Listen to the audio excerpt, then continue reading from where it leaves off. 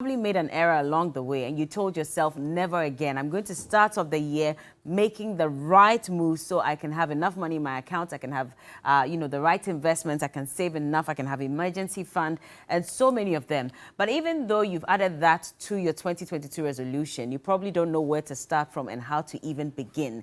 And that's why we're having this conversation. And so if you have some money stacked up somewhere, you're not sure how to go about it in terms of investments, well, we're having this conversation this morning. And to join us, do this is the head of client service at the Stanbic Investments Management Services. He is Desmond Bredu. He's very seasoned in this field, and today he's going to help us make smart money moves. Happy New Year. Happy New Year. How to you you doing? Too. I'm fine. How are you too? I'm good, thank you very much. How much have you saved this year already? Well, I'll tell you offline. You tell me off air, right? But I'm sure a lot of people are looking at you and saying that if you're going to teach us how to save, how to invest, then your bank account must be very fat.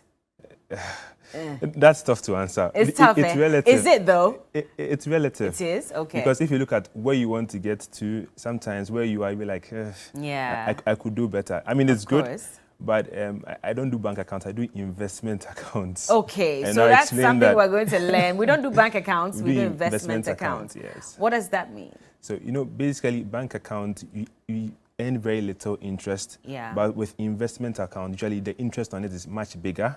So you get to earn more money. So instead of keeping your money, for example, in a bank account where you earn maybe very small interest, put it in an investment account, and you'll be earning more. And all of this you have to learn because Yes. a lot of people probably may want to invest, but they're confused as to where to invest their monies and whether they have enough money on them to even invest in the first place. Because sometimes you look at, the principal amount and you're thinking, but I don't even have this. How am I going to invest? Or sometimes you look at the percentage and it's so small over 10 years. So tell us all about it. And even before we delve into investment itself, why is it important to make smart money moves? I mean, it is important because it doesn't just affect you. It goes beyond just the individual to affect the people around you. Just think about it this way. Sometimes if you don't have money, you are moody, I don't know, but and it affects maybe the next person. And another thing is, if you make smart money decisions, right, you are in a better position to help other people. So it is really important that we, not just for ourselves, but for the people around us. If, for example, you're able to plan your retirement well, you don't have to leave that burden to your next children. So that is why it's important to make that smart money decisions. So what do I need to do first? So for starting point, right, unfortunately in our schools, you're not taught about financial literacy. We just thought about maybe getting a job or something like that. Get rich or die trying. So for the very first step, it's very important that people are deliberate about financial literacy and basically understanding their money or their finances. Okay, so for example, how much money am I making? How much am I spending? How much am I saving? If you don't understand that, you will not make any progress. So that's the very first step. And people should also be concerned. Okay, for example, if you hear news items about, okay, for example, the fuel prices have increased. For example, there's inflation is going up. How does all of these things impact to you? Okay. So it's important not just to limit it to the basics, like how much money you earn, how much money you save, but look around you, things that are happening around you, because you don't live on an island. Things affect you. For example, if fuel prices are going up, how does that affect your budget, for instance? So that's the so basics. That you can adjust. Adjust, exactly. But how do you adjust when your salary is not increasing, but everything else around you is increasing? So you have to adjust. And that's why, for example, if you draw a budget, I always define budgeting as an evolving spending plan. Okay. So if, for example, fuel prices increase, what can you do differently to be able to adjust yourself accordingly? So when you say draw a budget, so every month I should draw a budget as to what, how much I spend, how much I earn, how much I save? So usually you can, even for example, have a yearly budget and break it down to a quarterly budget and say, okay, monthly budget and weekly budget. But sometimes it's easier if you deal with weekly budget because I've realized through my experience that if you have a really long-term plan, sometimes it's very difficult to follow through. But once you break it down to say weekly budget, so for example, to make this more practical, you have 1,000 cedis to spend in a given month. If you're looking at a 4-week calendar, that is 250 cedis per month, per week. Yes. So okay, for example, let's just limit it to the 5 working days. So that's 50 cedis per day. So breaking it down like that makes it easier for you to follow through. Okay, so that you know that every day you don't have to go beyond the 50 cedis. Exactly. There are a lot of people who don't do this. Yes. So they spend haphazardly and... Yeah. I see. Yeah. And that's important, so what, you don't go overboard with yes, spending? Yes, so that you know exactly what you are tracking, exactly know where your money is going to. I mean, all of this is important. I'm sure we'll break it down as we go How further. do I do this? I mean, it's quite tiring if every week I'm not come to be writing. I'm not an accountant. That's the job of an accountant. Mine is to make money and spend it and save. Yeah. So if you're telling me I need to do all this, I mean, how do I learn how to do it?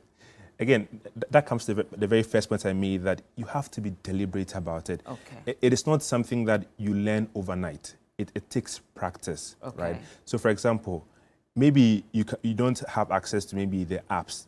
Just even use your notepad on your phone. Okay, today I spent X amount of money. I spent 10 CDs, I spent 20 CDs.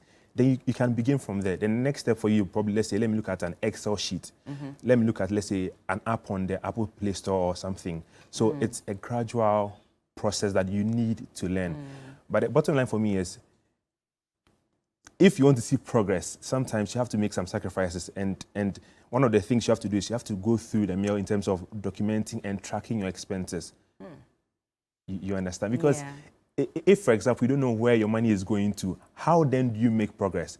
For example, if I tell you that, okay, as I'm sitting here, I don't know where majority of my money is going to, how would I even reconcile myself? You understand? So it's important that you're able to, for example, draw your budget and track your expenses and stick to it. I'm sure we have that way you know what you're spending on, whether it's things you want or things you need. Exactly. And then you can cut down on that. Exactly. But where does saving come in then? Because I thought that, and I've heard people say that the moment your salary comes in, the first thing you should do is to take out your savings, even before you think of what to spend. Yes. Is that right? Absolutely. And savings, let me just, for the purpose of the discussion, define what savings is. Because we have, people usually think of savings as putting money somewhere, right? But when, for example, using the scenario I gave earlier, that the 50 CDs that you could spend per day, if you spend, say, 40 CDs, you've saved 10 CDs. So it doesn't have to necessarily be you taking money and putting it somewhere. If you delay that expenditure, you have saved money. Oh. So it's not like, okay, I have 100 CDs, I'm putting it into 2 box. I mean, that is savings. I mean, savings is simply deferred consumption. And you should do that anyway, right? Yes, you should do that anyway. You should take some money and put it aside. And that's why people say, pay yourself first. And for many people, once they get their salary, they immediately move some money to another bank account. Yes. So we call yourself paying yourself first, because again, you realize that if you move that money away, right, you end up being able to manage what you have. But if you say, let me spend before I save, before I realize that money will not be enough. So it's important that you take that savings or that first bit away before you even start spending. What percentage should I be saving on my salary? Okay, so is it cast in stone or? It's not cast in stone, but people usually recommend, and I recommend that at least 20%. But the thing is, again, it's not set in stone. For some people, it could be 10%. For me, the bottom line is consistency. So if I can diligently do, say, 10% per month, and as my salary increase, I can progress from there. That should be the bottom line. But at least something to go away should start. I'm just calculating 20% of 500. Let's say I make 500 Ghana cedis a month. That's my net, by the way. So that's what I take home. And 20% of that is 100 Ghana cedis. I haven't bought electricity. I haven't bought water. I haven't paid school fees and all that. So you're saying that at least 20% of that. Am I not stressing myself out? So as I'm saying that rule is not set in stone. And for me, one of the key principles I always say is that you need to have that honest self-assessment of yourself. For example, like I said, how much money do I make? Can I make more money? If, for example, you are on a 500 CD salary and I tell you to save 100 CDs, I don't think it is realistic. It's realistic, Exactly, and that's one of the goals that you have to set realistic goals. So if 20% will not work for you, can 5% work for you? Can it even be an absolute figure? Say 50 CDs. Every month. Every month. Even if it's 20 CDs. The bottom line for me is, if you don't save something and you spend everything, what happens in those emergency moments? When you don't have anybody to rely on. So even if it is not 20% and it's an absolute figure, 50 CDs, 20 CDs, just put something aside. I know it's difficult, but you just have to train yourself to do it. Yeah. But if you say save more, and you said that some people move some money into another account, but you're saying that we shouldn't even be keeping our money in a bank account. Yes. So are we doing it wrongly when we save? Because I know that for a number of banks, until recently, we were told that banks had been stopped from deducting from savings accounts. But for a very long time, they were deducting. So you think you are saving, but in actual fact, you're feeding an institution with your savings account. So I always say that you have to save to invest. Okay. You have to save to invest. Now, let me distinguish between the two. Remember I said that savings is just deferred consumption. Now, once you save, usually your reward for savings is interest. And like I mentioned, it is not a lot, maybe very small. If not for anything, inflation or the prices of goods going up would even eat the value of your money away. So you have to invest. And investment is therefore you buying assets or securities for which you expect a return.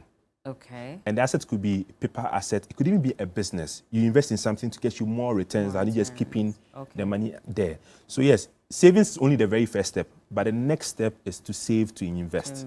Yes, you don't have to keep the money lying down. So we're not jumping the gun by bringing in the conversation about investments yet, right? No, not yet. Not yet. Okay, we'll hold on to that then. But then I'm reading through something that you put together, and you're saying that you should have an accountability partner. Yes. Why do you need that? So when it comes to learning how to manage your finances, sometimes, as a person, you're not always in a position to make the most informed decision. Sometimes, if you want to get, for example, when the PS5 came up, I wanted to get it so badly, and I'm sure maybe iPhone 13 Pro, whatever it comes up, you want to get it so badly.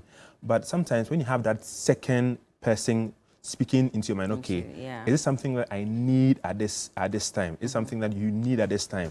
It kind of shapes your thinking. Okay.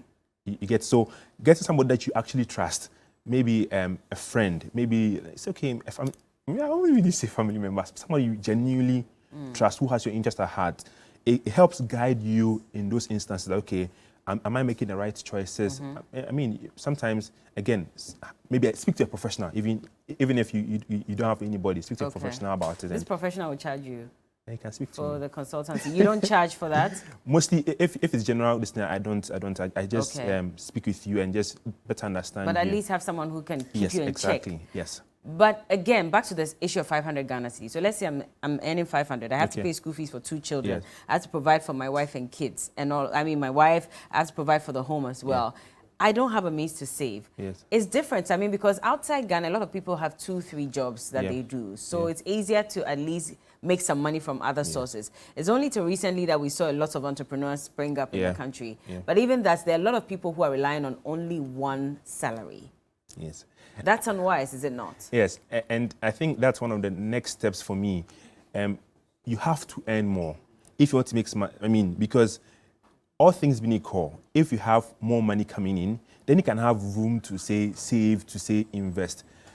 Take the scenario, you get 500 cedis. Maybe your circumstances will not even allow you to save. So what can you do to earn more? Could it be that there's a skill you can learn to be able to get some extra work coming in? Fortunately or unfortunately, we have COVID and there's remote work. So sometimes you're working from home. Can you do something as you are? I mean, maybe not your regular 9 to 5, but after the 5, can you do something extra bring in some form of money? I always say that don't let your income be equal to your salary. Let your salary be one form of income to you. Now let me break it down. Now we have many income sources. Basically, there are about 4. We have one that we call like your salary, your 9 to 5, right? Yeah. Then we have people who are self-employed. So they work for themselves, they're entrepreneurs, that's there. Then we have people who also invest in businesses. Yeah.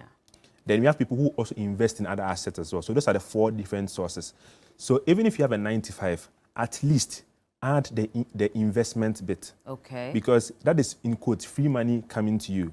And there are opportunities in Ghana even with as little as 50 Ghana cedis, you can start investing. Okay. So even if you can't do it in a particular month, you can say, okay, I'm giving myself 3 or 4 months. Every month I'll save 10 cedis. Then on my 4th month or my 5th month, I have 50 cedis to start what? Investing. Exactly. Okay. So if not for anything, add that form of income to your stream. Yes, exactly. How do you know the right way to invest? Yes. So again, for me, there are so many key things to know. And the very first thing is, what are my goals? So you've drawn it into resolutions. Okay, for example, this month, I want to build a house.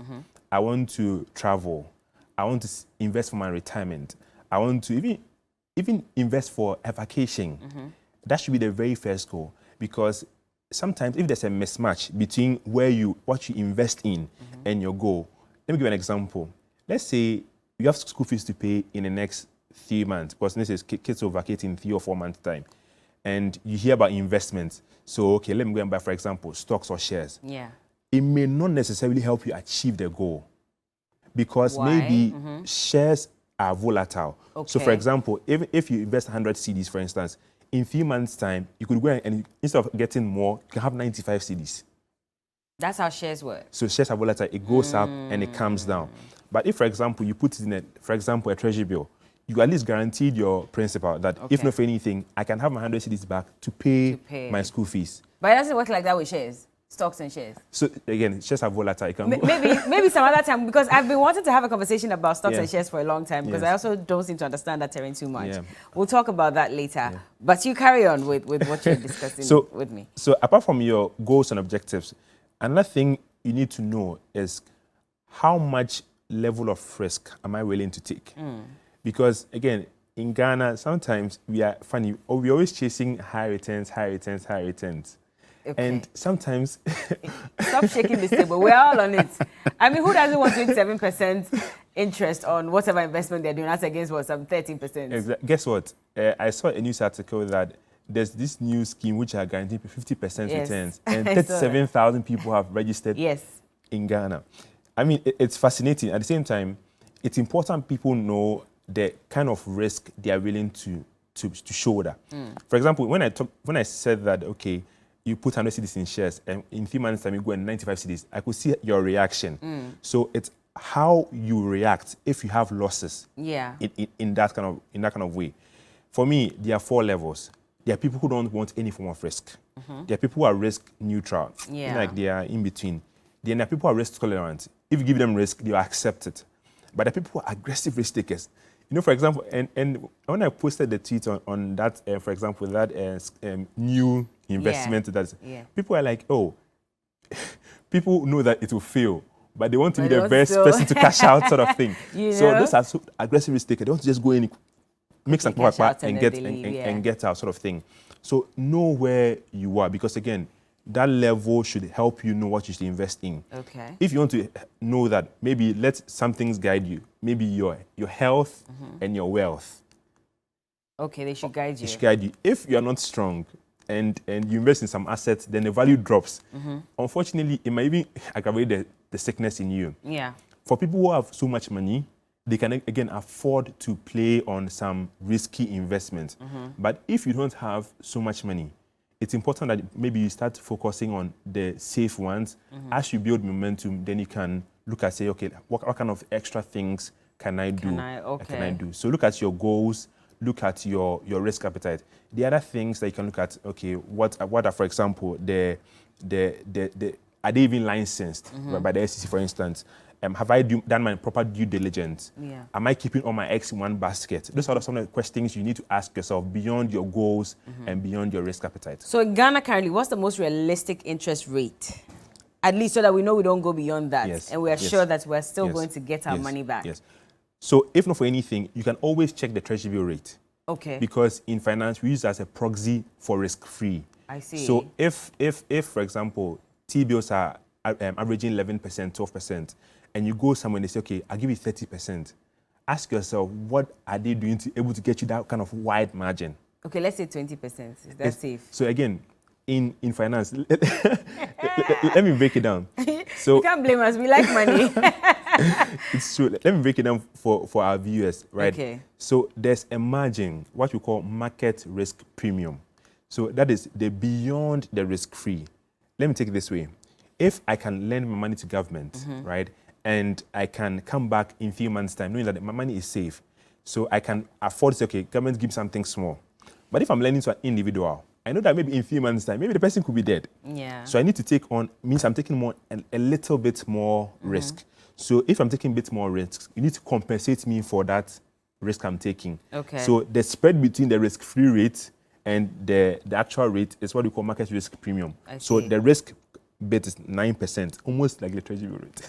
Papa, 9% today, and coming I probably make like 20%. But of course, you have to be smart about some of these decisions that you make. But the timing is also important. Absolutely. So when it comes to time value of money, we just simply want to say that money today is not the same as money tomorrow. For example, what 100 cedis can buy for you today, 100 cedis can buy for you in 6 months' time. So when it comes to investment, also in that sense, the best time to have started investing was when you started making your first cedi. I think there's a Chinese proverb who says that the best time to plant a tree was 20 years ago. The next best time is now.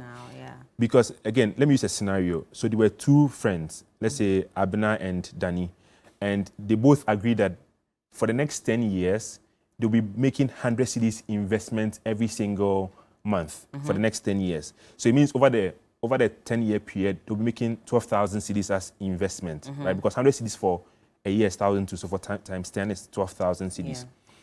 Now, let's assume that we are using a 15%, just for mathematics, so 15% compounded monthly investment. I mean, the rates could vary. You can make many scenarios. If Abena decides to start on the very first day, right, and diligently does for the 10 years, she'll get, again, using the rate I mentioned, about 27,000 cedis, principal plus what? Interest. Interest, On the other hand, let's say Danny. I use Danny because Danny is one of my best friends. Okay, I see. So this Danny says that, okay, let me wait 5 more years. So on the 5th year, Danny starts. But this time, he does 200 cedis per month. Note that he would have also contributed 12,000 because he's doing double. But guess what? On the 10th year, he's earning 17,000 cedis. No way. Exactly. So even though they've contributed the same amount of money, because one started earlier than the other, they've made different returns. Even if in a given month, I start on 1st January and you start on 31st January, you're getting different returns. So you should do it early? As soon as possible. Today. Okay. So those of you who have been digging the ground and saving your money, they won't earn you any interest. So maybe it's time for you to look for a proper investment fund and just invest in that as well. But you see, as we're talking about all of this, some of us, we like to buy shoes. We'll buy Bone Straight. We'll buy the latest outfits, the latest bag. We want the latest car. And so as much as we're trying to save, we're also dipping into that saving to fund that lifestyle that we know we cannot afford. And it's a big problem for many people, which is why they end up broke. And for those of you who watch Smart Money Woman on Netflix, you'd realize that there's a woman who's earning, but she doesn't own a house, but she has all the designer bags. And one designer bag is like 14,000, 20,000 cedis. And she owns a number of them. But she doesn't have any investment. Exactly. And that's one of the smart things you want to do in this year. Avoiding lifestyle inflation or lifestyle creep. So what is it? Someone may ask. You know, sometimes, I use myself an example. Once your salary or your income starts increasing, your taste buds start changing. It expands. It's like, okay, for example, now I'm no more eating my beans. I want to eat chicken parmigiana. But you can't blame us. We've been eating beans for long. Until when? We must upgrade. Levels have changed. Exactly. But I mean, it has to be a gradual process. But sometimes, again, you wake up overnight and let's say, for example, maybe you earning 1,000 cedis. You did some, remember I said that could you learn an extra skill to get you some extra money? And maybe your income has tripled or quadrupled from 1,000 to say 10,000, 5,000 cedis, for instance. They'll be like, nah, now I'm no more going to eat my... Yeah, we don't do that. Not anymore. You have to measure it. You have to measure it. And I always say this thing. There's that income level, right, that can sustain fine dining every day. The people can go to some plush restaurants every day. There's that income level that will require that you have cocoa and kose. And there's that income level that require that you have to do intermittent fasting. So you do 6 to 12, then you eat. Then and it's not because you're praying and waiting for a miracle. Exactly. Okay. So you have to be conscious about lifestyle inflation because it is something that, I mean, again, I use myself as an example. The kind of things that I used to buy when I was, for example, doing my service many years ago, it's not the same thing that I'm doing. But I try to be also, okay, am I making the right decisions? Am I making sure that, for example, social media is not influencing my lifestyle? Because, again, for me, what I've realized is sometimes the people we hang out with, social media influences our lifestyle more than what we actually want to do. But people have to know that when it comes to social media, we only see the best polished part of people. If I'm struggling with money, I won't come here and show you that to the world. I'll show that, oh, Charlie, I'm a big boy. I'm rolling with the big boys. But you have to be really careful when it comes to amplifying that need to be, or that social status that you are not probably again, if you have friends that maybe are chilling in some places and you can't afford it, you don't have to go with them. So people really need to be careful when it comes to lifestyle inflation. And they borrow as well. They borrow and they don't pay. And it is incredible. A post I put up last week. And people were saying that someone probably owes me, that's why. But there are people who constantly borrow. Yeah. And that's one of the things, again, you need to watch out. Okay. Borrowing is good. Is it? Yes. I mean, for example, there's tax benefits with it. Okay. But you have to borrow for the right reasons. Let me talk about the wrong reasons first. Okay, good. For example, you borrow to go and, let's say, bet. You even borrowed to do a social event. Maybe your birthday is coming up. You go and borrow money from a friend. And usually when people think about borrowing, they think about going to borrow from a financial institution only. Borrowing from your friends also matter, because sometimes you mar the relationship between the two of you if you don't pay up. Yeah. For example, also borrowing to go and invest in a very risky investment. I think I saw a video of people saying that they went to borrow money to go and put in some defunct institutions. Yeah. If you have to borrow and you're using to expand your business, for instance, you're using to, let's say, get something, an asset that can help you in a business, it is good. It's good borrowing. It is. Because sometimes you don't have the resources to do everything. Yeah. Guess what? The government even borrows. So even if the government borrows, how much more an individual? Okay. So borrowing is good, but you need to know the kind of debt you have to have. It's not every debt that is good. For example, credit card is good, but it can also be very bad. Okay. If you have credit card debt, it can even mar your credit card score. In certain countries, they rely on credit card score, for example, or credit score. But again, credit card is a cheap finance for you to even be able to manage yourself. But people always abuse it. And that is where the problem starts from. So you need to be really careful when it comes to taking loans. And let me give you an example. Okay. So I have an auntie, and she has I was talking about, business loans are good. But guess what? These people come to our town and they'll be like, okay, I'm giving you 4,000 cedis. You pay over, I think 3 months or something. Every week, you pay 720 cedis. So, I mean, she's into a small business. So she thought, oh, I can make that payment. Yeah. So she didn't tell me. So later, I was like, something is bothering you. It's like, what? Okay, so I started to think, okay, this is what it means for you. Even though it's a loan, you end up using all your money to pay back. Yeah. You understand? So even if that's why I mentioned that you need to be very, very deliberate about financial literacy. Yeah. Okay, for example, if it's 3% per month, that is about 36% per year. But they will tell you that, oh, it's just 3% per month. But look at it on a yearly basis. So you have to be really deliberate about it. I see. When we did the math, she was almost paying double in 3 months. 3 months. Wow. Exactly. So you need to really be careful in terms of taking loan. You could know that it's for my business, but really you are rather killing your business. Yeah. Well, finally, before we go, I mean, we cannot talk about saving and investing and not talk about retirement. You should have a retirement plan. We've been told that over and over and over again, why it is important to plan for your retirement. Tell us more about that. So again, So, do you know that in Ghana, as of December, I think now they've reviewed it. Yeah. There are people who are earning 300 cedis from their SNIT. Yeah. Now they've reviewed it to about 332 cedis starting from this year. And in times past, people have thought retirement is for the wealthy, people who are affluent in society. Yeah. But no, retirement is for everybody. Because let me give you 3 reasons. Now, again, using the same scenario I mentioned earlier, time value of money. If you start early, the financial commitments you need to get to that retirement number you want will be very small. So you can start saying, okay, let me do 100 cedis every single month. But if you go to, say, from age 25 to age 35, you would have to probably do 2,000 cedis.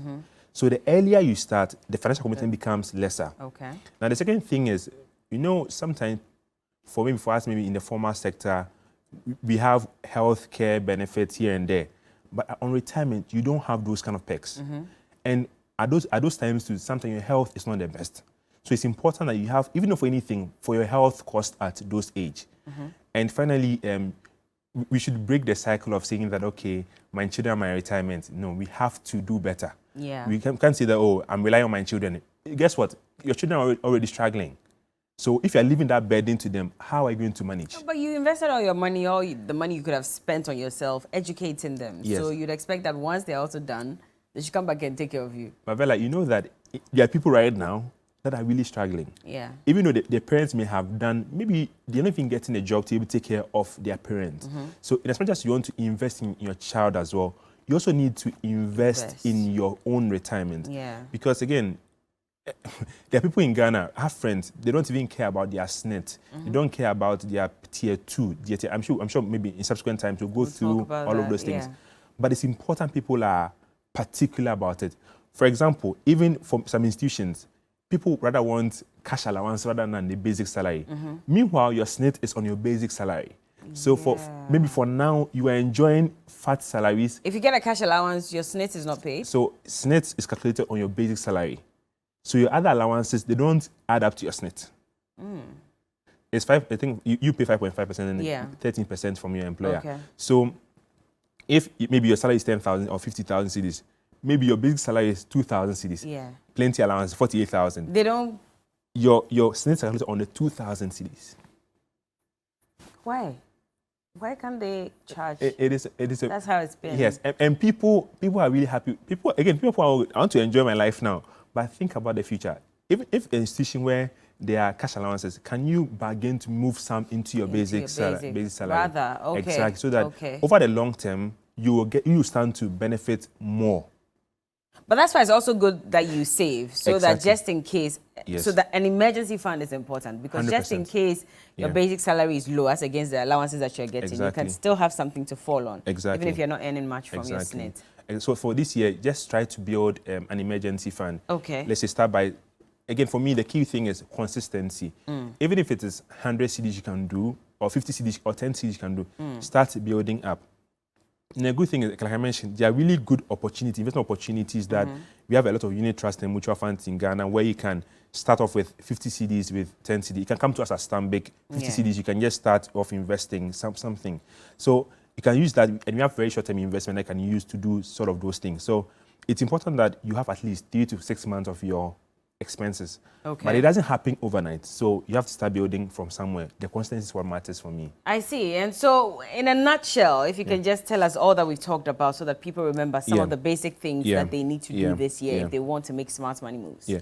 So I think one thing I didn't touch on is people having insurance, but I think we can go into later on. Okay. But for me, people should be deliberate about their financial literacy this year. They have to set their financial goals really well. We should start looking at starting to save more. We should look at earning more. We should avoid lifestyle inflation. We should look at, let's say, controlling our borrowings or our lending or our loans. Yeah. We should plan for our retirement. We should have insurance. And finally, build the emergency fund we have. On the subject of retirement, note that it's either you create the kind of retirement that you want, or you just accept the kind of retirement that shows up. That would be given. But truth is, if you don't create the kind of retirement you want, you may not like what shows up for you. Exactly. And on that note, I hope that you make the smartest moves so you can have enough money, not only in your accounts, but in investment, in your retirement and all of that. And if you're looking for the right person to help you through this, in fact, investment, saving and all that is Desmond's bailiwick. And so it's necessary that you get in touch with him and let him help you so you can also grow your money. And so if we can get your details on social media in case people want to ask you some questions. So on Twitter, that's where I'm most active. I'm sure the handle is at Palenzy, PARLENZY 77. I'm sure maybe TV3 will maybe post it afterwards so that people can just access it. I also have resources on YouTube, like I mentioned, that I talk to people about savings, about investment. I also hold financial literacy classes for people as well. So if you're interested as well, you can always reach out. You can also just reach me out on LinkedIn as well. It's Desmond Bredu, ACCA MCSI. So again, your handle again? At Palenzy 77, PARLENZY 77 on Twitter. Okay, so on that note, please get in touch with him and let him help you. Please Stop spending your money in a rudderless manner. It's important that you save. It's important you invest. It's important that you have an aim and you stick to it. Thank you so much, Desmond Brady, for speaking to us. He is the head of client service at Stanbic Investments Management Services. And as time goes on, we'll definitely have conversations like this so we can help you to make the right decisions when it comes to your money. And this is TV3 New Day. We have some entertainment coming up shortly. It's been a pleasure speaking to you. Keep watching. We'll be right back.